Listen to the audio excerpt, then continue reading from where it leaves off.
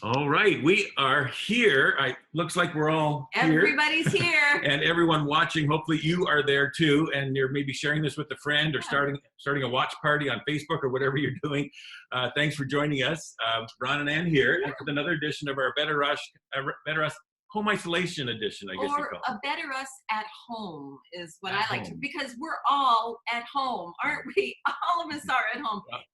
You'll recognize the couple right next to us on the screen, Eric and Kara Mainse. They're one of our regular kitchen couples from A Better Us. Welcome, guys. Good to see you. Hey, yeah, good to be here. Excited. Also known as mommy and daddy to 4-month-old baby Bradley. Sorry about that. You're always going to be known as right now. So. And sometimes they're known as our son and daughter-in-law. So that's right, our son Eric and his wife. But at the bottom of the screen, Neil and Sharol Josephson. Great to have them with us because they've done some teachings on A Better Us, which has been fantastic. They are directors of Family Life Canada. They do a lot of marriage conferences across the country, these kind of weekend getaway things that we've attended. Yes, fantastic. It's really good. If you ever have a chance to go to one, do it. You will not regret it. Invest in your marriage. And they also just did an online version because they had to cancel a number, right? Neil and Sharol, you did an online version of your getaway. How did that go? I thought it was fantastic. Yeah, and it was a 2-hour mini conference. And it's still available. Check out familylifecanada.live. You can catch the replay. It was wonderful. We had hundreds of questions and chat, and so there's about 2,000 people on it, and everybody was kind of talking to each other, and it was great. It was a wonderful dynamic, and the technology worked, which was the part we were the most worried about. Really, it did. Yeah. Awesome. I tuned in, and I was very impressed. Great. It was great. We thought that was amazing. Yeah. And now, Neil, it looks like since the last I saw you in person, you've also kind of grown somewhat, might call insulation on your face. Yes, sir. And so have I. And I guess it's the thing to do when you don't have a lot of outside commitments. You know what, though? I think I'm looking at all the men on the screen, and one of these things is not like the other. Everybody. I can throw it here, so you know. I've got a little bit of a darker shade. That's what I'm thinking. Yeah. So I don't know what that's about. Wisdom comes. Your day will come. Yeah. Well, hey, throw 40 more years on my face, and it'll be there. I haven't seen you with facial hair either, there, Ron. So that's fantastic. It looks good. I know. You look sage and wise. Yeah, and I'm missing my my hairstylist. So it's been I've got what you call maybe the lockdown locks. Lockdown locks. Are kind of getting a little long. Anyway, actually, I got to try something since our son sent us this. I haven't tried it out in a live Zoom like this, but let me just do this. And what is he doing? There we go. I wanted to try our Brady Bunch look, and you can look around. And I've always been tempted to do this on these Zooms, but I haven't done it yet. Okay, enough. Anne keeps disappearing. Yeah, she goes on disappearing into the show. Okay, enough craziness. Okay. All right, let's get down to business here. Okay, Neil, you recently wrote an article on your website called "The Conversation Guide for Couples Stuck at Home." Yeah. I saw that and I thought, oh, that's fantastic. And that's when I thought we need to get Neil and Sharol and do a Zoom thing, and we could talk about this. And in fact, I'll tell people now that you can find a link to this article on our website at abetterus.tv to make it easy for you. Right on the homepage, scroll down a bit, you'll see Conversation Guide for Couples Stuck at Home. And Neil, why did you think it was important to cover a topic like that?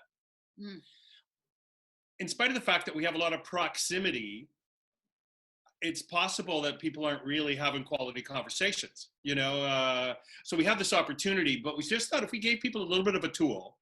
So when people see the guide on abetterus.tv, check it out. It just gives you some simple questions so you can start having a conversation like, what's making you really happy right now? What's stressing you out right now? It's the kinds of things you should know about each other. But honestly, if somebody doesn't prompt you to do it, most couples won't have that conversation. Now, some people are, and then you don't need the guide. But for a lot of us, just use the guide, and what you'll find is you're better connected to your partner than you were before. Well, and what we've learned at the weekend getaways is that couples sometimes don't even know what they want and need to talk about until they get started. And it's almost like once you turn on the tap, then other things start coming up. And sometimes you need somebody else to turn on the tap for you. And so these are just prompts of questions that couples can ask each other. And what we've learned is that then other things start to come up and the conversation just kind of grows from there. Right. And then the last thing I'll say is we found that in most couples, one person's a little more willing and able to say, hey, let's have a talk than the other one. Whereas if you kind of have this tool or this task, most people are willing to go, hey, let's do this together. And it gives them a concrete starting point rather than just sort of a free form conversation. Because we all know, honey, we should talk. Yeah, that's like, yeah. What I appreciate about this conversation guide, you guys, is that it's so structured, because quite often, you know, as parents, Eric and Kara, you guys are in the thick of it now with Bradley, 4 months old, that when you do have a chance to sit and talk, what do you talk about? You talk about the kids. You don't really go in deep talking about yourself or yourselves as a couple. So I appreciate the fact that this guide actually gives you guidelines on how to take that conversation in a good direction that'll be productive for you as a couple. Great. Yeah. I know we went through it last night and I loved it because our day is so full with Bradley, and I'm just thinking about other parents who have kids who are older and they're taking up all these new roles that they never had to deal with before. They're now a teacher, they're still the parents, but they're now working from home, and it's just like their day is so overwhelmed with just things. And I just loved it because when you do get a chance to sit down or just go outside or go for a walk, I think it's great that there are questions that you don't have to like really think about things when you're already exhausted from the day, but you can just like look down and, oh yes, here's some questions. And they really do bring up a lot of great conversations. Yeah, you can just simply share your truth and then talk to each other about it, and just be intentional about that time. So we did appreciate that guide. Oh, good. That's great to hear. And if there's any dumb questions, then you just blame it on us. Oh, that's a dumb question. And it's nothing to do with the Your two partner, of you. It's like, blame it on us. And the good thing I liked about it, you didn't just throw the questions at them without kind of understanding what you're asking them to do. There's a prepare to have a great conversation, and there are a few bullet points about just preparing. And then it said follow these guidelines as you communicate, and to give like 5 bullet points of just here's some guidelines, for the communication, and then the questions come after that. Yeah. Good. Hey, I'm glad, and I hope everybody at home who tries the tool finds it really profitable. At the root of it is what Sharol and I believe, which is most couples have within them all they need to grow their relationship. But they need some space and a little encouragement and maybe a tool or two. And that's why a Better Us TV is awesome. And that's why this guide might be helpful. Now, there are people that are really in a desperate spot and they need a third party. But a lot of us have within us what we need. We just need a little encouragement in the tool. Yeah. Okay, now the conversation guide kind of assumes some basic communication skills that perhaps some couples are lacking in. There's one of the teachings that you did on A Better Us, and it has really helped us, where you touched on these 4 communication styles that people have that they might not realize when they're having a conversation why they're getting upset at each other, why there's frustration, because they're operating out of different communication styles. Well, and what I love, and we're going to get into these communication styles in just a minute, so you might want to grab a piece of paper and a pen or something, because you're going to want to write these down. These are gold, because we've been married, this July will be 36 years we've been married, and you think you know each other pretty good after all that time. But when you actually break down the different definitions of communication styles, then you start to see each other in a different light. And it helped me, because I know Neil and Sharol, when you teach these things, you peg yourselves. You say, okay, I'm this and Neil is that. And it was so easy for me to see which one was Ron and which one was me. And it helped me to understand, okay, you know what, let me give him some grace, because that's kind of the way he's wired. And I need to understand that. So let's get into those 4 styles. Let's do it. Okay. The first one that we typically talk about is internal processor and external processor. And the external processors are Neil Okay, that's me. Yeah, for sure. like he's like a 10 on the external processor scale. He doesn't know what he thinks until he says it out loud, to be honest. And after I say it, I start disagreeing with it because I didn't, it doesn't make sense. Have a fight with yourself.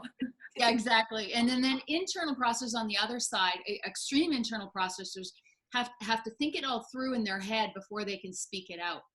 Most people are somewhere on the continuum. They're not kind of extreme ends, but Right. and the interesting thing is so these are styles, but then they kind of interact with each other. So if you have an external processor who thinks everything out loud, and then you have an internal processor who doesn't say anything out loud until it's fully baked. It's a complete thought. It's fully formed, and then they say it out loud. And then you were with each other, and you presume that when he says something, he actually thought it through and knows what he's saying. That assumption. It's not true. And so you can really miss each other that way. And the other piece about internal processors is they can come across to their partner as not being engaged or not caring, because what's happening is they can't keep up with the conversation. So their external processing spouse is saying something, and their wheels start to turn. And but just about the time they've got it figured out what they want to say, the external processor jumps back in with a new question or a new thought. And then the whole internal process starts all over again. And what we've noticed in some couples on the extreme sides is the internal processor eventually shuts down. It's just too frustrating to keep kind of coming up to speed and coming up. And so they just eventually say what you want to say, what you want to say. And I'm just going to sit here and listen. And you really lose a wonderful dynamic of that conversation. And so with us, it's kind of the opposite of you guys, because I'm the internal and she's the external. And so, I'm thinking things through, and I'm just trying to form the words in my head first. How am I going to say this? By then, she's already on to another topic. Yeah. For sure. And then does that make you want to quit? Yeah, it's just, I can't keep up. And or I'm talking about A, B, C, and D, all in this big long conversation, and he's still camping on A. Yeah. And so he doesn't even have. And so I'm saying, well, what do you think of D? And he said, oh, was there a D? I'm still on A. Yeah. Kara, are you guys that way? Like, do you? So I definitely have taken after my dad in that I'm an internal processor, and the thing is, like, I've tried speaking before I think before, and it's gotten me in trouble. And so I know that I need to think about what I'm going to say, and then we're just like, no, don't say that. Remember what happened last? Don't say that. Here, I'll say this, and then. Well, Kara has already gone through A, B, C, and D, like you're saying, Mom. Yeah, and I'm learning not to get offended when he's not answering right away, because I may be giving him like 3 different ideas of what I'm chewing on, and he's just internally processing. So he's just sitting there staring at me while I'm just talking, and then I just have to kind of wait for a little bit. So I've learned that he may not answer me in that conversation. Like, it may be a few days before he may actually bring it back up. But given time, I will lay out masterfully all of my answers, and it's perfectly in order, and everything is fixed. It's perfect. That's it. That's how it works. So just wait for it, Kara. It'll be perfect. Honestly, we've been like out walking before, and he just brings up a topic that we were talking about 2 days ago, and then I'm like, oh, okay, now we're in this conversation again, and so. And here's one of the great takeaways is we're always going to have to navigate this. Like, these are our default positions, and we can learn to change ourselves a little bit. I think the greater potential is to start to understand the other a little bit and give them the space. Yeah. So, for example, if you're the external processor and you think your partner, or you're worried your partner isn't participating, that they're withdrawn, just say, are you thinking? Is this one of those, should I give you space right now? Or if you're the internal processor, it's fair for you to say, hey, I'm feeling a little bit overwhelmed right now. Can I just get a minute? Yeah. Like, just give each other a clue that you're still engaged, but you need a little space to collect your thought or whatever. Give each other permission to say those things too, like without being offended. Exactly.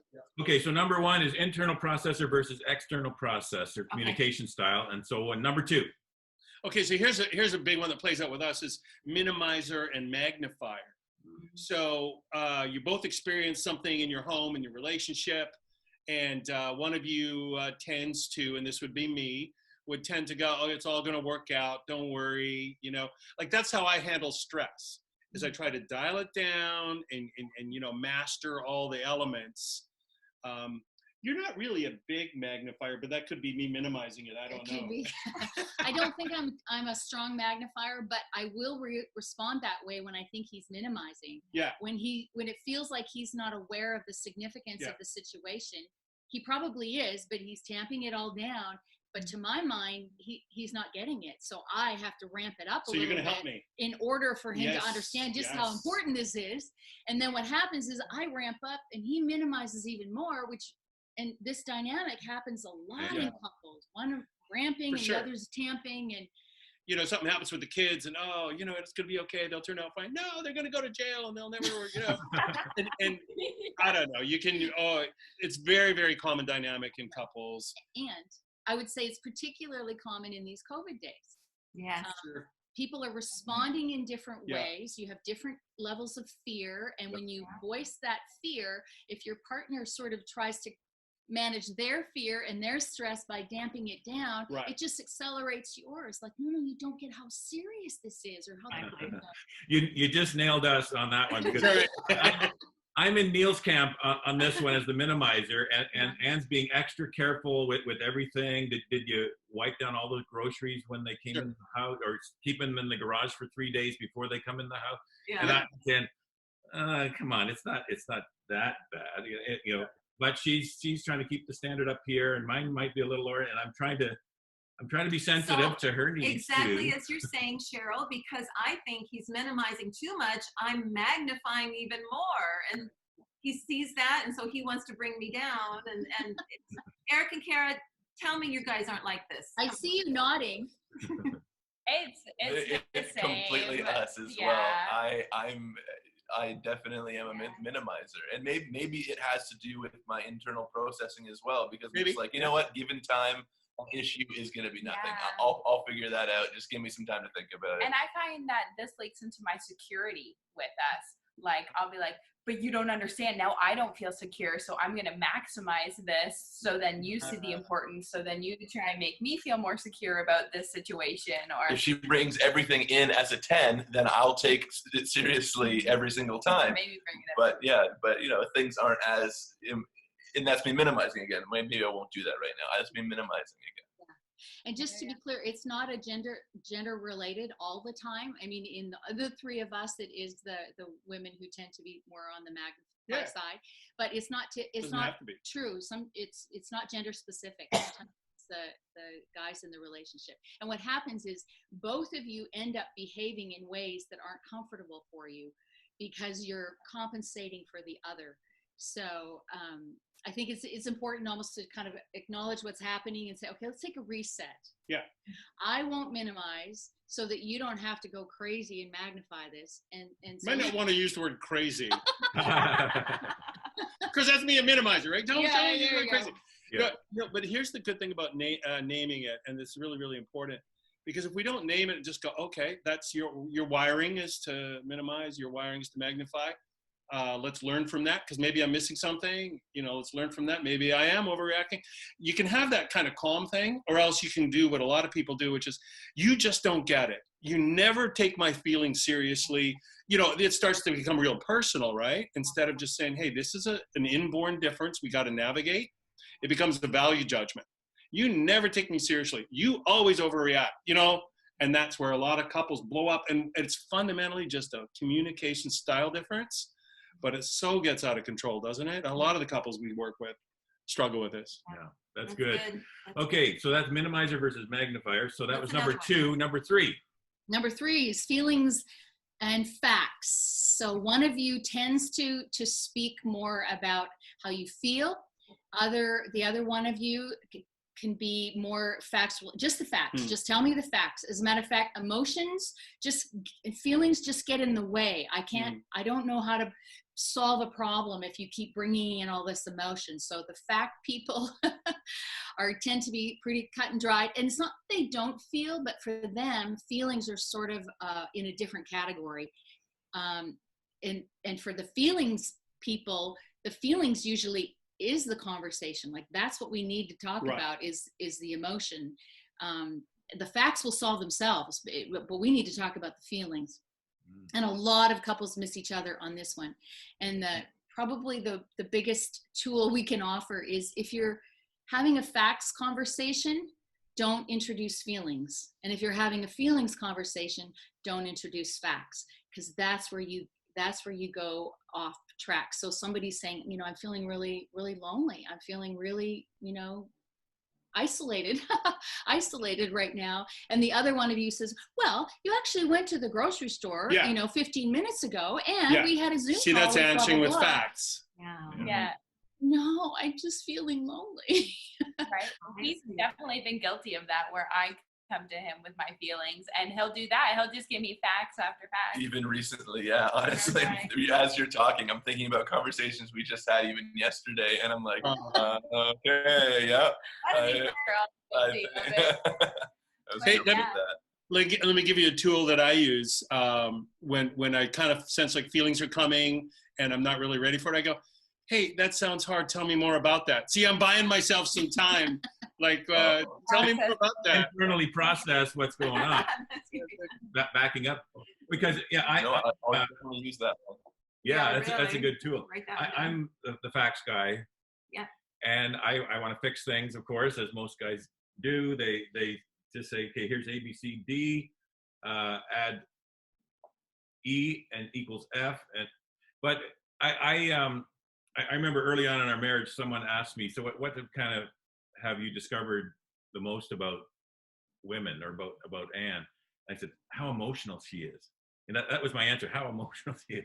Because I just didn't register with me as to that doesn't make sense. When you're dating, you both are talking about your emotions, and I just love you, and I love being with you, and you make me feel so happy, But once you're married, there's just lots of facts that enter in, like just day-to-day stuff. But if you're feelings based, like I am, you still are plugged into those emotions. They're still very important. But the facts guy has kind of moved past the emotional talk. There's all the logistics of life, I guess, you got to deal with, and then as you were teaching, the feelings kind of seemed to me to get in the way. But I've had to learn to empathize, to understand, and to acknowledge your feelings, and that there's validity there. Well, and validity is a good word, because it's not like I am even capable of feeling everything my partner's feeling, but I can try to understand it, or at least make space for it. Because just think how great a couple is if one of you brings your fact orientation and the other one brings this whole awareness of the emotional world. And if you can talk to each other and learn from each other, you're going to be twice as smart. You're going to understand dynamics twice as well, right? If you can blend the two. Now, So a conversation guide might help with that. Might help with that. Yeah. And now every couple doesn't have to be on opposite ends of these spectrums. Absolutely. Neil and I actually are both more on the fact side of things, to be honest. But the simple this fix, is a continuum. You already said that. The It's simple important. fix for couples that are on opposite sides is just alert the other. This is a feelings conversation. Or this is a facts conversation, and then it kind of shapes the way the conversation goes. That's a really good idea. Yeah, I like that. Okay, so that was number 3, and finally number 4. Another one that's really, really common is in communication style. One of us is usually a little more direct, and the other one's a little more indirect. And the indirect person tends to be a hinter. Like you just, it's too offensive to just say what you want or say what you think. So you tend to ask questions, or you hint around like, I wonder what would happen if we moved. It's like, or so, that's maybe an extreme example. It's usually more subtle than that, right? And here's another thing that'll interplay too. Sometimes it's our home that we grew up in. You grew up in a home of really direct communicators, and it's very common in your house to say, no, that's a stupid idea, let's do this, and nobody thinks about it in the home you grow up in. And you marry an indirect communication house where everybody's hints around, boy, you're going to hurt each other's feelings a lot. You're just going to miss each other. The direct person will go, oh, apparently he or she doesn't care much because they didn't come out and say it with force. And the other person goes, wow, I'm not allowed to say anything because look how forcefully they spoke. I find depending on my stress level for a situation, I could be either. Okay. So I could be like hinting at some things, but then if it builds and builds, I find that then just one day I'll just be very direct on everything that I was hinting at for a very long time that I felt. So what do you recommend for couples for that? What are some healthy outlets to kind of, instead of holding it all in and being super direct, then just be able to communicate? I think I was definitely an indirect communicator early on, and I inherited that from my family of origin for sure. We never spoke very directly to each other. And so I had to learn. So some of it's just personally, I had to learn how to actually be more direct about what I was thinking and what I was feeling. So it's a learned skill. I would say the other thing that comes to play in this, and then I will answer your question, Kara, but the other thing that comes to play is sometimes in the workplace, we can develop a certain style. Yeah. And then we bring that style home and it doesn't work as well at home. And I'm specifically speaking about, in some workplaces, a direct style is exactly what you need to have to thrive in your work environment. It's rewarded in that work environment. Absolutely. And then you just presume that that's going to be the same communication style that you might work with your partner, and it doesn't necessarily. Go ahead. I think that's one of the reasons that, and we run into this, men and women that are often really successful in the marketplace struggle at home. Because the skills that make them successful, just the facts, be direct, and then they go home and try that same style, or they just default to that style, and it just doesn't work. Right. And how big does your tone play into this? Because being direct, like you could have a nice tone and be direct, but you could also have a very harsh tone and just. Oh, Kara, that's really wise. Yeah, I think tone has a lot to do with everything. Yeah, and being clear, we should be clear with our words and whatever. So back to your point about being a hinter, I think you've probably learned, Eric, sounds like you have to hint a long time before Eric gets it. Is that what I may feel like it's long, but it may not be that long. I am very direct, and so when I think that she's trying to hint at something, I'll just start listing off things. Be like, oh, is it this? Is it this? But she's like, no, you're not getting it. She's like, oh, okay. What about this? No, it's not it, but you're getting closer. But it's like, just tell me. Like, what is it? Like, I'm not going to be offended. I just want to know. And it's just, And when you're a hinter, and you just kind of speak around something and he doesn't get it, then you start feeling like, well, if he really knew me, he would know exactly what I need. I wouldn't have to come right out and say it. And you have to kind of get over that part too, don't you? So you feel hurt, you feel uncared for. And on the other side of the table, the person's going, oh, this can't be that big a deal to them, because if it was a big deal to me, I'd be right there. And he or she's not that direct, so apparently it's not a big deal. And so we misunderstand each other once again, and we're hurt, and we think the other person doesn't care. And it's just a style difference. That's what we want to keep coming back to. These style differences come from a whole bunch of places. We can change them a little bit, but I think the greater hope is just to acknowledge, okay, I'm not fundamentally going to change. She's not going to fundamentally change, but we can understand each other and make allowances for each other. The Bible talks about making allowances for one another. And I think that's what we should be trying to do instead of change each other. Yeah. And for newlyweds who are just entering into this, do you have any resources for them or any advice to just kind of help them discover what their communication differences are? Yeah. That's a great question. Yeah, great question. I mean, there are so many books about communication. So what we've done with these 4, and actually we usually teach 6 of them. We've just kind of collected them from different sources. So there's no one place where these things show up as far as we know, other than at a weekend getaway or on some of our family life together for good material. But there are so many good communication resources available. And I think what's unique to what we teach is that these styles, everybody teaches styles. I think what we try to add on a layer is then out of these styles, you develop patterns. So one of you is responding to the other and then maybe overreacting to the other. And then you start to develop sort of a pattern or a rut in your communication. And so you end up having the same conversations in the same way over and over and over again. And so what identifying your style helps to do is to kind of stop you in your tracks and say, can we do a reset on this? Because this is how I am, this is how you are. So let's develop a healthy pattern to actually use these differences as a strength instead of a way to kind of get into the same. And like Kara was saying, if you're a newlywed or if you're really young in your marriage, it's a great idea to identify these things early so that you can start to establish good patterns moving forward. That's Absolutely. right. No, it's a great question, Kara.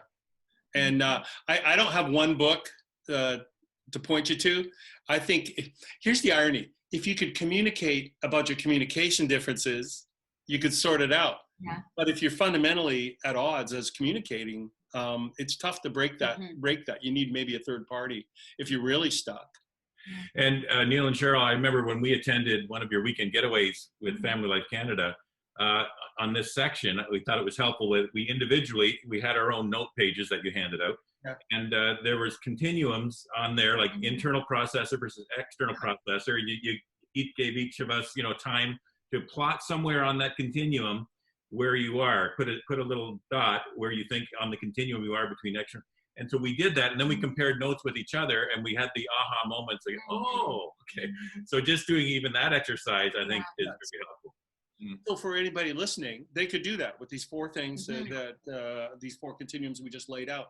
Have that conversation. That'd be a great idea, And Ron. then what we typically tell people is the continuums where you are farthest apart is probably where you have most of your communication challenges. So pay attention to those ones. Yeah. Okay, so before we go, just really quickly, Neil and Sharol, list the four again. What are the four different communication styles? So the first one was internal processor versus external processor.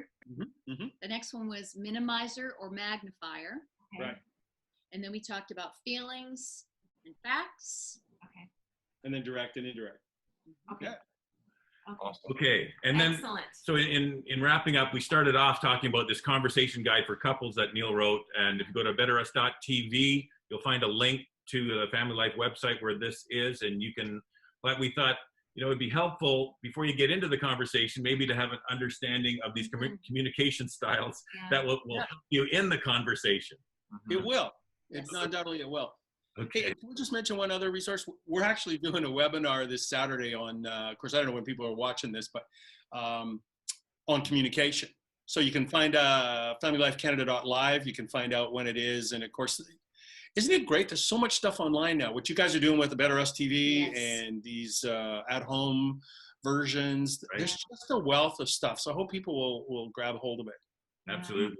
For sure. Okay, Neil, just as we close here, perhaps you can pray for us. You can pray for couples out there, maybe who are having challenges in the home during these times, the stresses going on, and maybe just close us in prayer. Thanks. God, you know everybody who's listening to this, and you know the hearts of each one of us. And I pray that you would, through your gracious Spirit, give us hearts to understand one another, hearts to make allowance in love for one another, and teach us to speak the truth in love. That's what we're going to ask, God, that you would allow us to do that we might grow in love for each other and for those around us. And we do pray for our world right now. Many, many people hurting.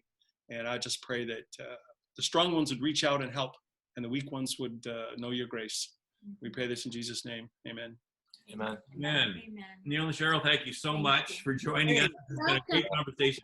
And Eric and Kara, thanks for being with us, and give Of big course. It's always so much fun. Yes, we'll give Bradley a big hug and kiss from his Nana and Papa. Yeah. And Nice to meet you, Eric. Great and Kara. to meet you both as well.